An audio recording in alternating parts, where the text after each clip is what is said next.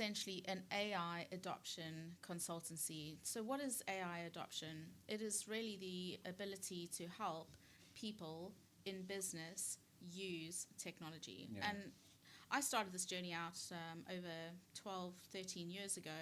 I was a Google trainer, and I used to go around and train clients on how to use Google. So I just, turn up with a laptop and just give them training on the product. Yeah. Go to the settings and go here and there. But what really came to light for me was I couldn't just show people how to use the technology. They actually had to change their behavior to it. And my journey then took me into the Microsoft stack, where I actually got the opportunity on more than one occasion to actually work at Microsoft and develop my skills further when it comes to change management and user adoption. And that then has brought me now into the AI space as Microsoft's, as the product has matured on the Google side, as well as the Microsoft Copilot side. So user adoption is the ability to get people over that change curve when it comes to technology. And there's a number of ways in which you do that by changing the behaviors. And I know, Babak, you also have experience with behavior economics. Do you want to? Yes. So what we've been able to do, which is actually quite unique to us, I think, is we've taken all of your experience in tech adoption over the last 15 years and then layer in behavioural economics and behavioural science. So utilising nudge theory, or how people apply, how anchoring can help to capture someone's attention or help to influence a decision. Another thing that we use is fear of loss. So fear of loss is a bigger driver for change than the opposite of which is to gain. So more people will make actions to avoid losing something than they would to try to gain something. That's why sports stars are so successful, because they're the few that risk it all to succeed. Most people don't risk it all to succeed. They'd rather protect and not lose what they've got. So we try to bring that into our method, and we try to bring that into our language. And one simple way that we might do that is that occasionally when we're talking to people, we might not necessarily say, look at the time you save. We'll say, think about the time you're losing.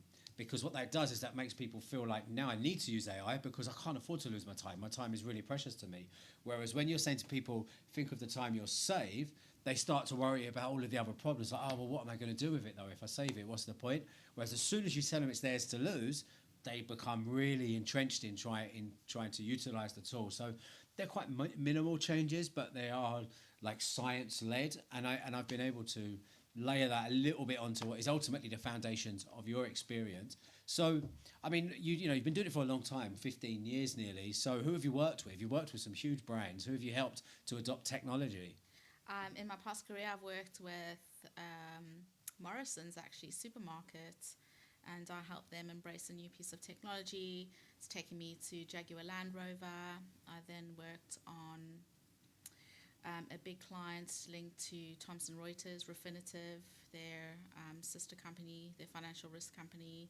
That then moved me on to one of my biggest clients, which was very exciting, was WPP. Yeah.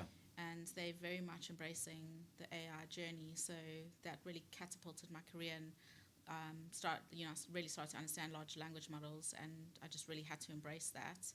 And then, just using our skills and your nudge behavior theories with my change management skills, there's research around that. So you need strong leadership. You need leadership to embrace, be the face of the change.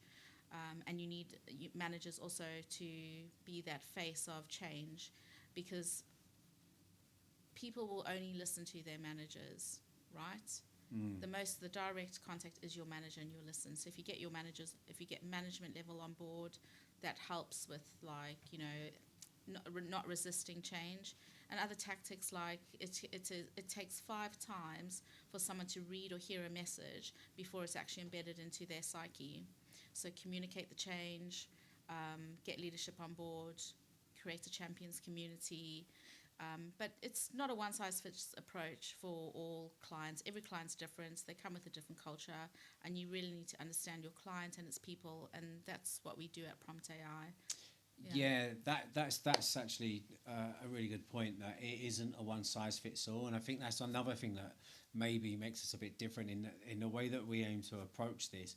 Is there is of course theory that underpins everything that you do, and there is of course standardized training and processes to how to get the best results. But ultimately, what is really important to us is that we get to understand the business immediately. So by just engaging in interviewing a couple of key personnel at the senior level, we can start to get a bit of a picture of what the culture of the business is and create that change program that's right for them.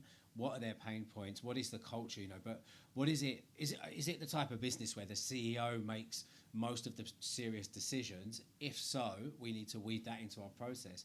Is it a really bureaucratic business, or where there's a lot of autonomy amongst management? We'll weave that into our process, and I think that's something that's really important to us. So, if you're interested to understand more about what we do at PromptAI, please do get in touch. You can find us on LinkedIn. You can find us if you Google us. It's promptaiglobal.com. Reach out to us, and we're more than happy to talk you through what we do and what your requirements are.